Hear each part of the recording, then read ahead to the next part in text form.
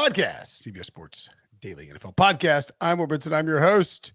It's time to recap Monday Night Football, Week 8. Bengals slaughter. Oh, no, I'm sorry. Wait. Oh, I'm just getting news. The Bengals actually got slaughtered by the Cleveland Browns. The previously 4-3 Bengals, now 4-4. Browns go to 3-5 after beating the living crap out of the Jamar Chaseless Bengals, 32-13. Joining me to break down this, it actually pushed on the over, the total, but it just it felt like there were 7 points in this game. Terrible, not a fun game to watch. Humiliating for the Bengals. Ryan Wilson and somebody wearing his third costume of the last John Frankenbreech trying to be incognito after this ass whooping.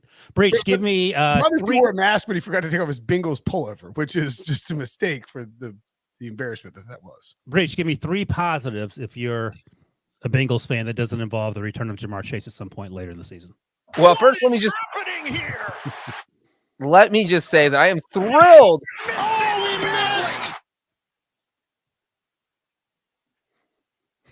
Go ahead.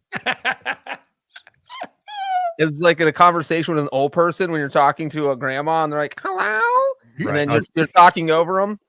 Let me just say I'm thrilled that it's Halloween because it allows me to wear this Frankenstein mask. I don't have to show my face after this abysmal performance from the Bengals. Ryan, don't ask me about any positives. The game just ended 10 minutes ago. There were no positives. This was a total embarrassment. It was a beatdown. This was the exact opposite of what you wanted to see 5 days after you lose Jamar Chase. We talk all season. Is Zach Taylor a good coach? Maybe he's a good coach. Maybe he's a bad coach. We don't know. A good coach comes up with something, anything to get your offense going. You don't run the ball 5 times against one of the worst run defenses in football when your quarterback is back there getting assaulted. This was just low-level, horrible football. This is the worst I've seen the Bengals play in years. This was really? Maybe 2 years. What more do you want from me? Is this really the worst you've seen them play in how many years? Be honest. I mean, they got beat down by the Browns last season, 41-16. So the last time they played the Browns, I guess they just suck against the Browns. Joe Burrow's in his third year, and they drafted him number 1 overall. Like it hadn't been that long because the Bengals suck. That qualifies as years. That's 3 years. They suck against the Browns. They suck in prime time. Hey, guess what? Andy Dalton's gone. The Bengals still have a 13-game road losing streak in prime time. This is number 13. They haven't won a Monday night road game since my dad played, since October 1990 when they beat Bill Belichick in the Browns. I mean, it is just all insanity. This game, I just cannot believe how bad they were. Billy was not alive the last time the Bengals won a Monday night game is what you're saying. A Monday night game on the road. On the road. So this is... And just to be clear, within the last 2 years, the Bengals have what I'm seeing is a 5-game losing streak to the Steelers, WFT, Giants, Dolphins, and Cowboys, in which they failed to score more than 17 points in all 5 of those games. So I know it feels like time. It's been a long time, but you really only have this tiny period of this tiny little window where you were good. Other than that, kind of terrible. Yeah, but Brinson, did you not hear my exact statement? This was the worst I have seen them play. When they had that 5-game losing streak in 2020, that was expected because they were still on their low swing. Do you know this is the team coming off of a Super Bowl. Do you know what game ended that 5-game losing streak? I do not. The Monday night game against the Steelers and Ryan Finley. So Breech, this is 5 straight losses to the Browns. They've lost 8 of 9 to the Browns. Why Burrow's 0-4. Joe Burrow's never beaten the Browns. Why can't they beat the Browns? Well, Joe Burrow's part of the problem. This is literally the 3rd straight game where he threw an interception on the opening possessions. One of those was when he threw a pick 6 to Denzel Ward. And the same thing happens every game. They drive the ball 50 or 60 or 70 yards. They look good. And then it just goes out the window with some dumb turnover. And look, it is just amazing how they melt down against Cleveland. Because look, I can handle the offensive line. We have seen them struggle for it. That happens. Burrow gets beat up. Doesn't have a security blanket. Jamar Chase out there. What doesn't usually happen, at least not this season and last season, the defense doesn't get destroyed like they did. They had not given up a second-half touchdown all season. They give up 2 to the Browns, to Jacoby Brissett. Are you kidding me? And Ed McPherson missed a reliable, missing a 47-yard field goal and an extra point. It was just a total meltdown that was beyond comprehension. Let me ask you this. What do you guys think of my theory that I've been floating in recent weeks and will continue to float, that you can have a good quarterback, but you have to have great wide receivers in light of this game? How do you feel about that theory? I mean, T. Higgins. I think Zach Taylor's a bad coach. I think my theory is an absolute home run. I think that's the words you want to say. It looked like night and day out there. Boyd and T. Higgins are not bad wide receivers. Are they Jamar Chase? No, of course not. Jamar Chase is the number one. That's what I'm saying. You get Stephon Diggs, you get Tyreek, you get Jamar. One thing that I thought was interesting was how both Troy Aikman, so Troy Aikman and Joe Buck said this, and Peyton and Eli Manning said this, and I'm pretty sure Schefter and maybe Susie Colbert said this, but someone else on the pregame show said this. They were like, now we're just saying you may see a little more Joe Mixon this week than maybe you were expecting, where they may want to try to lean into Joe Mixon. And I think in hindsight, I mean, obviously those comments are coming from production meetings that they have with the Bengals and the Bengals coaching staff and Zach Taylor. And I think in hindsight, what they were, what the coaching staff was trying to convey is, we want to just turn this into a slog sans Mixon or sans Chase. And I think that Zach Taylor's game plan was inherently flawed. Like, the Browns secondary has been torched a lot. You can run on the Brown. Like, I don't know, man. There's no reason that the Bengals should have been completely stifled by this Browns defense. Wait a second. If they had signaled they were going to run the ball a lot, why they only run the ball 10 times? Again, I go back to my original theory, which is that Zach Taylor's not a good coach. They opened up with a bunch of like swing passes to Mixon and screen passes. The offense, it didn't look like a very well-engineered offensive game plan. David Nichols in the chat says, in terms of my theory, he said, I think the Chiefs disproves your theory. Yeah, but that's like saying Michael Jordan disproves your theory that, you know, if you have one great player, you can win an NBA championship. I get it. Well, you could also admit it to pass catchers. Like, Travis Kelce is a tight end and a Hall of Fame tight end, but they had Tyreek last year too, and they're doing fine because of Patrick Mahomes and Andy Reid. But in general, I think if you have, you know, like the Tuas of the world and Joe Burrow's to an extent, Joe Burrow's playing better than Tua until this game, but they're not. By the way, am I dreaming, or did on Sunday, did you say you might take Tua over Justin Herbert? I said he's playing better in the terms of the draft class, like this season. Breech. Someone asked in the chat, are you going to wear that mask until the Bengals win their next game? I should, but I'm not. Okay. Because I feel cross-eyed right now. Because the eyes are so close. It's tough. But anyway, I will say that what is your thought on Wilson's theory? Well, I mean, I guess saying great receivers make a quarterback better is like saying, letting a immeasurably better. Like Tua's immeasurably better. Josh Allen, he got better. I think he was going on that direction anyway, but Steph Diggs took his game to the next level. That's what I'm saying.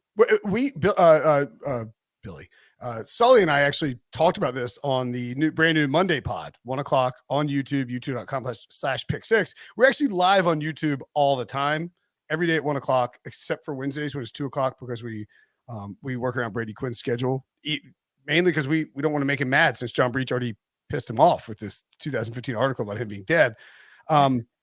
Anyway, subscribe, hit the like button, turn on alerts so it notified when we go live. I agree 100% that the development of a young quarterback is, we were basically saying, Zach, if the Jets had gotten Tyreek Hill, that's a fun what if, not for Zach Wilson, but it's a fun what if, like if they had gotten Tyreek Hill instead of the Dolphins, how do those two teams look this year offensively? And I think, I guess I get what you're saying, Wilson, which is Jamar Chase matters a lot. But the Bengals, T. Higgins is a really good receiver, and Tyler Boyd's a really good receiver. Now, T. Higgins is I'm talking great receivers. T. Higgins is a great number 2, and Tyler Boyd is a great number 3. Okay. They're not great number 1s. Sure. That's what I'm saying. Jamar Chase matters a pretty easy distinction. Steph Diggs, Tyreek Hill, Jamar Chase are game changers. And I think when they're not there, it's that is clearly felt. I still think Joe Burrow and Tua and Josh Allen are obviously good to great quarterbacks, but that's just my little wins over Wilson. I think the Browns had, I don't know about a better game plan. I mean, well, any game plan is better than not having a game plan, which is what the Bengals had. The Bengals were just not ready to play. They didn't show up on Monday Night Football against a division rival with a backup quarterback. and a chance to really put themselves in a good position to push for another division title. I think the Browns did have a good game plan, and actually gave Kevin Stefanski. Well, you said it was more of a function of the Bengals playing like crap, which I think helped. But they ran the ball with Nick Chubb, which is something they struggle to do for times this season, which drives people crazy. They used Kareem Hunt for the first time. He had 11 carries in this game. He had 9 carries the previous 2 games. Showcased him for trade ball. Dearness Johnson finally got his first carry of the season, and Jacoby Brissett converted every 4th and 1 because that's what he does, and he actually scored that touchdown around the edge. Amari Cooper played well. The dumbest thing that Kevin Stefanski did for some reason is had Amari Cooper throw a pass for the first time since high school. Like, I don't know why you're doing that. He's doing an interception. But I thought Kevin Stefanski at the end of the first half, when 4th and 8 on the Bengals were driving 4th and 8 plus 28-yard line, 44 seconds to go, Joe Burrow went to the line like he was going to snap it to run the clock down before they tried that 47-yard field goal, I think it was. Yeah. Kevin Stefanski wisely called timeout with 44 seconds to go and said, listen, kick the field goal, and if you miss, we're going to have an opportunity to come back down and get points. Somehow McPherson missed that field goal. McPherson had a terrible game. And they came back down and got points out of it. That was a smart play by Kevin Stefanski, who's taken certainly a lot of gruff or guff, I don't know what the word is, on this podcast and in general. So I thought that was guff. A positive. Yeah, guff. So anyway, I appreciate what the Browns were doing. I appreciate Nick Chubb running through people like he always does. And Jacoby Brissett saved that last fumble/interception that set up the Evan McPherson touchdown at the end of the second quarter. I thought he played as well as he could have played. Tyler Boyd touchdown? No, Jacoby Brissett fumbled the ball at the end of the second quarter right before the Evan McPherson missed the field goal. Sorry. You said touchdown. I was very confused. Anywho, the only thing I would push back on there is that I think Nick Chubb, they've run the ball pretty well with Nick Chubb all year. This is a particularly great running game for Chubb. 101 rushing yards. He would have had a lot. They had more. Chubb out in situations where he should have been on the field like late in the game. I think that's the thing that gets fans angry. Oh, you're saying he haven't had him in there when he should have been in there? Yeah. I mean, just generally speaking, his performance has been fantastic this season. But yeah, absolutely. The Browns defensively were just better prepared. The Bengals' offensive game plan was terrible. They looked sloppy. Joe Burrow was under siege the entire night. They were running routes that didn't make sense for situational purposes, where you just as I think Peyton pointed out, there was they were playing Tampa 2 on the backside, and they ran like a hitch or whatever. They ran this hitch route, and it's basically he was like, "Look, there's just no chance that cornerback is going to move at all," and so you're basically running your route into where the cornerback is going to be set up, and that's really bad game planning against a particular defense. I think that has to fall on Zach Taylor. I think that's a team that was time for the podcast. I don't know why. What's going on? Is that his podcast alarm? Yeah. Breech, I have a question for you. Did Jonah Williams dress up as a turnstile for Halloween? That's what it looked like. You know, you're not supposed to wear costumes on the field, but he absolutely looked like that, just getting run over. And it's bad. You know, Joe Burrow already doesn't have a security blanket out there with Jamar Chase. And when you're facing that much pressure, just nonstop guys in your face, whether it was the forced fumble, Burrow getting sacked 5 times. And, you know, when his trigger finger, he needs to get that thing out fast. He looks for Jamar. Jamar's not there. He doesn't have that go-to, I know where you are on the field at all times guy. And that just kind of throws their entire offense off. And I still cannot believe they only ran the ball 10 times. I know people might stare at the final score and be like, it's a blowout. You need to throw the ball. But this was literally a 1-score game until halftime because the Browns kicked the field goal on the final play of the first half with 0 seconds left. And so it was 8-0 or 0-0. There was no there were 8 points in the first quarter. Just run the ball against the Browns rush defense. Right. They should not have been running the ball just to take pressure off of Burrow, just to get your offense in the feel of the game. This is a completely new thing for everyone. You don't have your best receiver. Just try and make that adjustment. Try and get used to it. And no, it was just like, you know what? We're just going to jump into the fire feet first and hope we don't get 5th-degree burns. Now, if you want to crown them, then crown their ass. Man, rest in peace, Denny. Breech, by the way, Miguel in the comments asks, is Breech sleeping? It's really hard to tell what's going on behind that sad mask you're wearing. What mask is that? No, the mask is for tears. This is a mask that my daughter got at trick-or-treating on Saturday. I think it's Frankenstein. Yeah, it's Frankenstein. Yeah, they gave out a Frankenstein mask instead of a candy bar? just give out weird stuff. The Bengals' first drive was moving along pretty nicely. They gone 9 plays, 54 yards. Yeah, until the end there. 3 first downs. And like the interception was not Burrow's fault. It was a tip ball. And then I think it was Higgins who went to try to grab it. And yeah, that is Burrow's fault. Whose fault is it? Well, I mean, it's a tip ball. I mean, it's not like a. If Baker Mayfield threw that ball and it got tipped, we would all be laughing at Baker Mayfield. Oh, okay. I mean, it wasn't like a terrible throw to a defense. Right. It wasn't a terrible throw. Right. Miles Garrett got a hand on it. But I'm pointing the finger at him. Yeah. I mean, it's a tip ball goes straight up in the air and you don't know what's going to happen, especially when a wide receiver touches it. After that, they went 6 plays, 3 yards, punt, 3 plays, 6 yards, punt, 3 plays, 8 yards, punt, 3 plays, 6 yards. Well, technically 22 net yards with a penalty, fumble, and then 6 plays, 23 yards, missed field goal to close out the first half. They had 1 possession in the third quarter. How is that possible? My God. 1 possession in the third quarter, 3 plays, -5 yards, punt. Well, Brinson, I can put into kind of just summarize how bad their first half was. They only had 100 total yards in the first half, and 54 of it came on that first drive. So they literally had 46 yards on all their other first half possessions combined. Oh my God.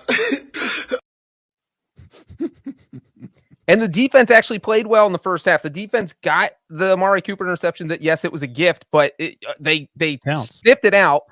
Amari Cooper was going to be either tackled for an 8-yard loss. He shouldn't have thrown the ball. But he was like, I don't think I'm just going to throw it and go along. They got the fumble just before halftime. Where they called the all-out blitz and just completely wrecked Jacoby Brissett. And again, the offense could not do anything with either of those. They went 3 and out after the interception. They missed the field goal after the fumble.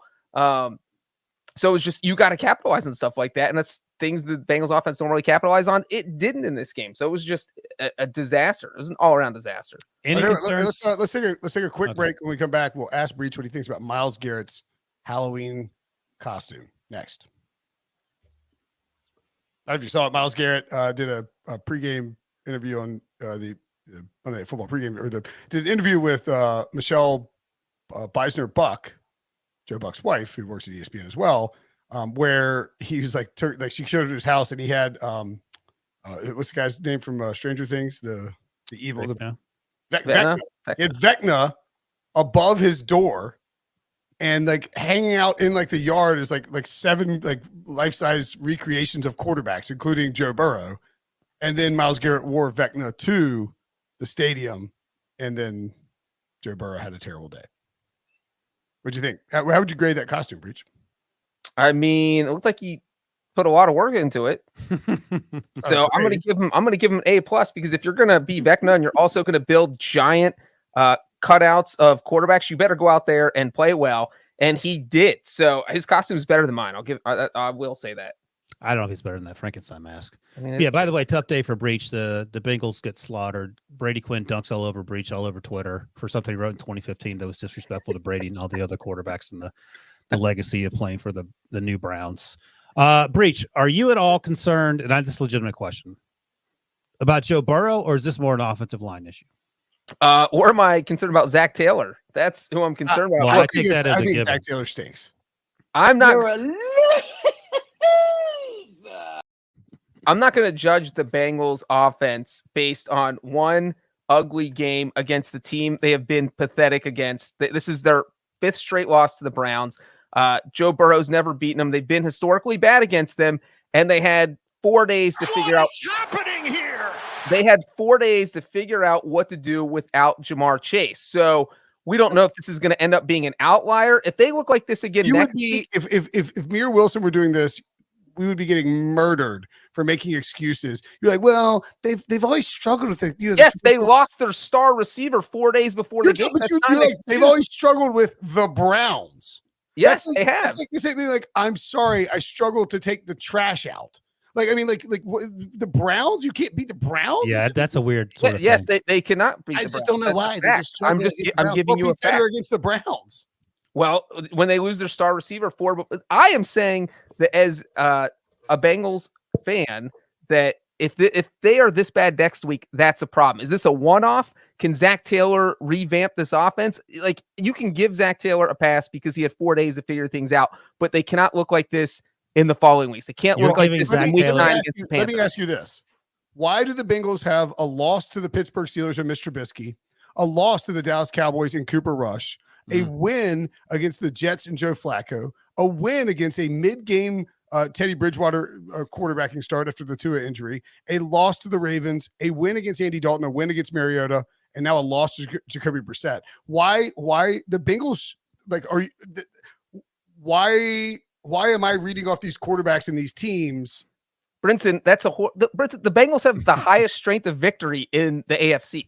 So you can make fun of everyone else's wins. That's a horrible point. It's literally a dumb point. The Jets have a good record. What? What an outrageous claim that is. Play the dunk button. No. Strength of victory is number one. Everyone has bad wins. I mean, there's no way to spin that. You've played one starting quarterback.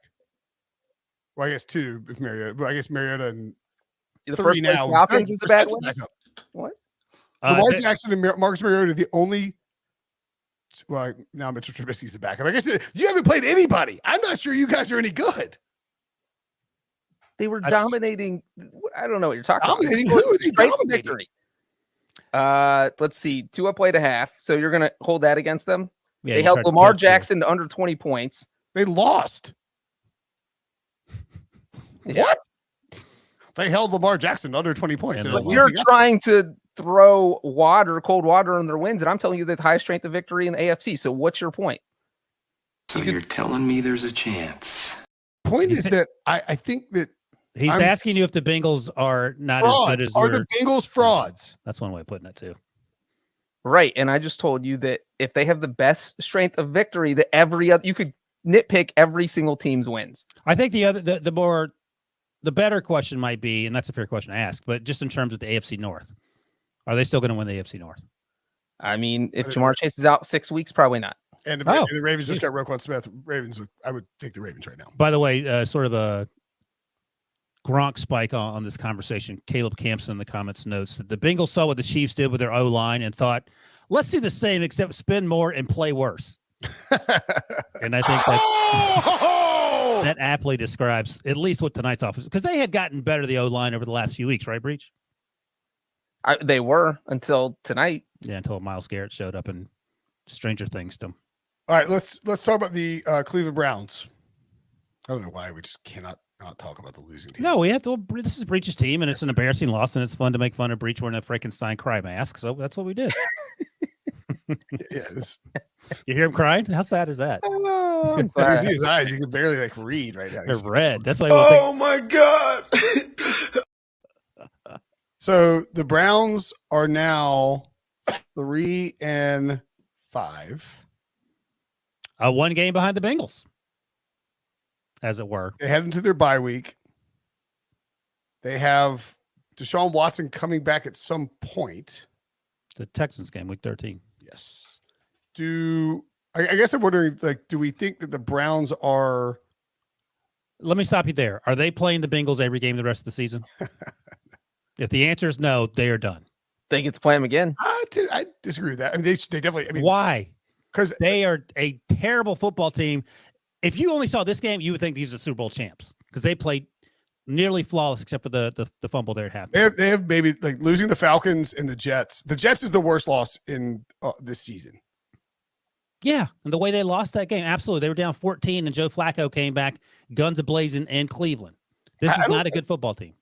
I don't think they're a good football team, but I'm just wondering, with knowing 8 games in, where are the Browns relative to, because we had this discussion, where do you need to be relative to either at the Dolphins after the bye, at the Bills, and then host the Bucks. Their next 3 games. 1 and 2 best case scenario. Yeah, probably. Best case. I mean, they could beat the Bucks and the Dolphins. And let me ask you this. When Deshaun Watson comes back, how many games, starting with week 13 to week 18, how many games in will he look at least as good as Jacoby Brissett looked tonight? I think you could make the case that he won't look as good as Jacoby Brissett looked tonight. All right, then. This is not a good football team. Unless they're playing Breech's sad Bengals. I don't understand. I mean, I don't like to agree with Brinson Breech, but it's one thing like the Steelers could never beat the Patriots when Tom Brady was there. It's something entirely different to be like, you know what? I can't beat this Browns team no matter what I do. Yeah, like that's some NC State stuff, man. And we're like, we just can't beat Wake Forest. I don't know what the deal is. It's like you're given like a clear cut advantage and at every level, and you just can't beat this other crap team the entire time that you have this first overall pick, would be MVP candidate, like on near Super Bowl champion. Oh my God. You're gonna backup quarterback against like on You're Halloween. talking about history, man. The Browns haven't been a crap team since Joe Burrow was drafted. They were a playoff team in 2020. They won 8 games last year, and they're playing with a backup quarterback this year. They have lost won 8 games. They got swept in 2020 by a team that went to the playoffs. So that was a good Browns team. Browns won 8 games last year. So not a bad. You're talking like they're a 3-13 team annually. That hasn't been the case the last 2 years. How many times have they been in the playoffs since 1999, Breech? That's irrelevant. You're talking about the last 2 years. You said since they drafted Joe Burrow, and I am telling you the Browns have been good since. This is a very no. Rough on him now. No, he needs to know. That's right. You know what I'm looking forward to? One of Breech's neighbors clandestinely videotaping him wearing that stupid Frankenstein mask and taking a bat to everyone's pumpkin in their front porch because he's so angry about how this game's just this little I man. hate you, Orange. I hate you, Orange. Jonah Williams. So you don't think that there's? I think it's plausible that the Browns could go 2-1 over the next 3. Why? Who are they beating? The Buccaneers and the Dolphins. That's possible. Okay, you're like I said, you're weirdly optimistic about the most random things. I don't think that's going to happen. I'm just saying, like, it's not that insane. Let me remind you about the Jets game, which you just brought up. If they could convince the Dolphins to wear Bengals uniforms, then I agree. Otherwise, I do not. I'm just saying that given how the Bucks have played, and given that's the win, that's the one win. I'm just saying, like, if they went 2-1, that would move them to 5-6 with 6 games left. I hate this new math. 6 games left with Deshaun Watson coming in with a pretty friendly schedule. Okay. What's their final record if they were to go 2-1 in the next 3 games? They're not getting to 9 games. I don't think they're getting 9 wins. Really? I feel like they could. Okay. They get to play the Bengals again, Ryan. All right, that's 3 wins. Texans, Bengals, Ravens, Saints, Commanders, Steelers. I don't know. I don't think Deshaun Watson is going to be great when he comes back because he hadn't played football in 2 years. I think. Well, here's the other thing. Even if they get the 9 wins, they're not going to finish above the Ravens or the Bengals. So they're still not going to the playoffs. The Bengals are going to win 9 games. I don't know. Breech, I can't even dispute that. I don't know if they're going to win more. Are they going to win more than 9 games? I need to know how long Jamar Chase can be out. 6 to 8 weeks, man. 6 to 8 weeks. Holy crap. 6 to 8 weeks. It's over a year, Brinson. They didn't put him on IR, though. I saw that Adam Schefter. Yeah, if he's not on IR, that means they're hoping he can be back inside of 4 weeks. And so, obviously he'd be out week 9 against the Panthers, and they have the bye in week 10. And then you have the Steelers in week 11. So I think that's what they would hope. But hip injuries are iffy. You just don't know with hip injuries. Desperation is a stinky cologne. God, it sure is. So you officially turned on Zach Taylor, Breech? No, I haven't turned. If they look like this next week against the Panthers, the turn will start. But like I said, I am not. This was a horribly coached game, an absolutely horribly coached game. He gets an F-, but I'm not going to judge his whole entire season. After all, it was just the Browns. Like, it was the Browns. Like, you just lose to the Browns. Like, what do you do? My main point, that was my second point when I was talking that, was that they lost their star player 5 days before this game. That's it. And so if this continues to be a pattern and they don't fix this offense, that's an issue. So if they look bad next week, it's a problem. Isn't it fair to say that their star player is Joe Burrow? And if they had lost Joe Burrow and played like this, you'd be like, okay, I get that. But Jamar Chase, we all know it's a quarterback. Right. So, but you guys are talking up T. Higgins. You You're guys are talking up on Zach Taylor. Yeah, he is. Really? He's in next week. He might turn if things look like this again. He said he's not going anywhere. He's all about it. No, I'm just not gonna throw him off the bus for one badly coached game. Stockholm syndrome. One badly coached game. Yeah. So man went 3 games. The chat people are like trying to claim that I'm a closet Browns fan. Like, I think the Ravens are gonna. I don't think I was just sort of walking through a hypothetical. I think the Ravens are now in a really good spot, adding Roquan Smith, getting some other key guys back, Tyus Bowser, et cetera, that they could if Lamar Jackson rights the freaking ship on his play, the Ravens could run away with this division pretty easily, given the Jamar Chase injury, given that the Browns still have these 3 games that they could go 0-3 easily, as everything's on the table. It's the NFL. If they go 0-3, then that's over. The Steelers aren't really dangerous. Ravens have a chance to really pull away here. Like, it's a good 24 hours for the Ravens, I feel like. It is, but I'm not overthinking this Bengals game. As Breech has noted repeatedly, they for some reason can't beat It's beat really the weird to Browns. see Joe Burrow not show up on a big game like this, though.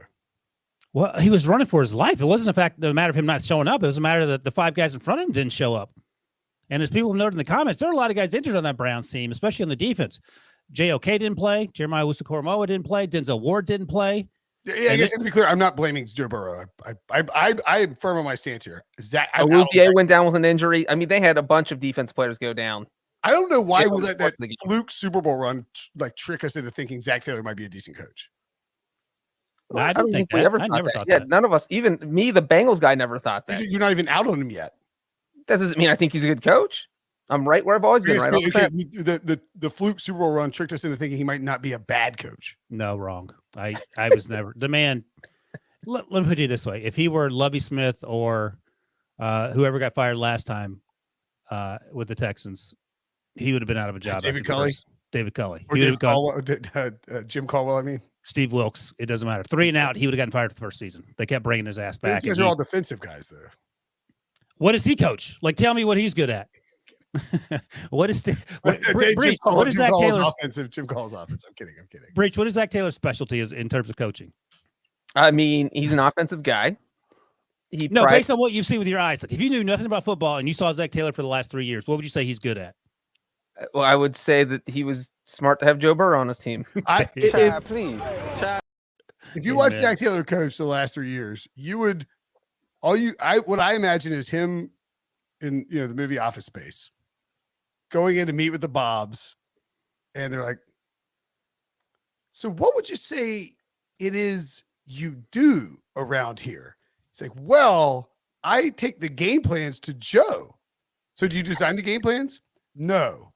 I have other people design the game plans, but then I walk them down the hallway to Joe, and then Joe executes the game plans."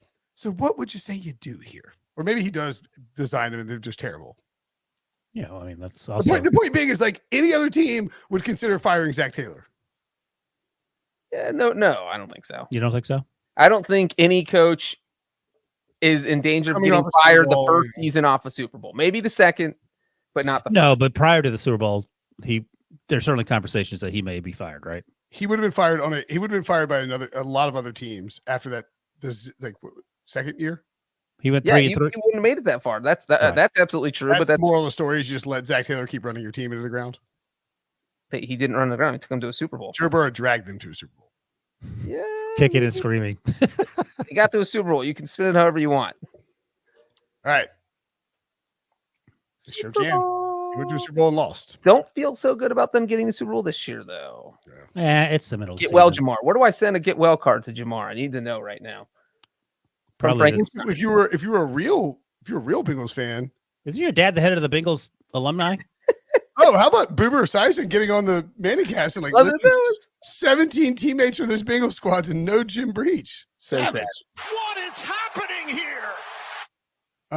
Boomer has given my dad plenty of shout outs over the years. You need to get out your cleaver, cut out one of your hips, and go give it to Jamar Chase. And fun fact, Boomer was on the field the last time the Bengals won a road Monday night game. That is not fun for you. That's not fun. Dickie Woods, my dad, all on the field. Yeah, Breech. It's been that long. How many tequila shots you take during the game? After my kid went to bed. I know you were out there drinking while you were trick or treating. No, is there anything sadder than buddy? Is there I anything? gotta write my picks on Monday night, so I have to stay at least somewhat coherent. Anything sadder than a guy wearing a Frankenstein mask, taking tequila shots, and dabbing his eyes with a tissue as he cries? Sure is. What more do you want from me? All right, Isn't that Halloween in a nutshell, though? Oh yeah, your fun fact for Halloween, Breech. You didn't mention that. Your Halloween stats. Oh, my Halloween stats don't. Well, they do now. Since 2000, the year 2000, the Bengals are 0-5 on Halloween. NFL, stop scheduling them on Halloween. I don't want to see any more Halloween Bengals games. Last year, they lost on Halloween to Mike White. In 2013, they lost on a walk-off safety on Halloween. There's only been 3 walk-off safeties in overtime ever in NFL history. The Bengals are one of them on Halloween. This game, they get de-pantsed on Halloween. Don't put them on Halloween. Be a man. And the other fun fact I was going to bring up was that this was only the 3rd game in NFL history that had an 11-0 overtime score. And the fun part of that is that all 3 games have involved either the Bengals or the Browns. Also, oddly enough, the game 3 of the World Series tonight was rained out, and there have been, I think, either 4 or 5 World Series that the Phillies were involved in, and in every single one, game 3 was either delayed or canceled by rain. Isn't that weird? Yeah, it's weird. Yes. And now that game is be playing Thursday. We have Houston and Philadelphia in the World Series, and Houston and Philadelphia on Thursday Night Football. And Illuminati. but the game is in Philly. The baseball game's in Philly, and the football game's in Houston. They should move them both. That stadium is going to be empty for that Texans game. Like, Yeah. no Philly fans are going to travel, and no Houston fans are going to want to sit in the So game. if you hate baseball and you've ever wanted to go to an NFL game, boom, that's it. You're going to get your $8 ticket, and Thursday you're night in. is your night. There you go. All right, that'll do it for us. I got to Thanks for go watching. cry. Thanks for listening. Thanks for soaking in Breech's tears. There'll be more of them. Don't you worry. For Breech, for Wilson, I'm Brinson. We'll see you guys later.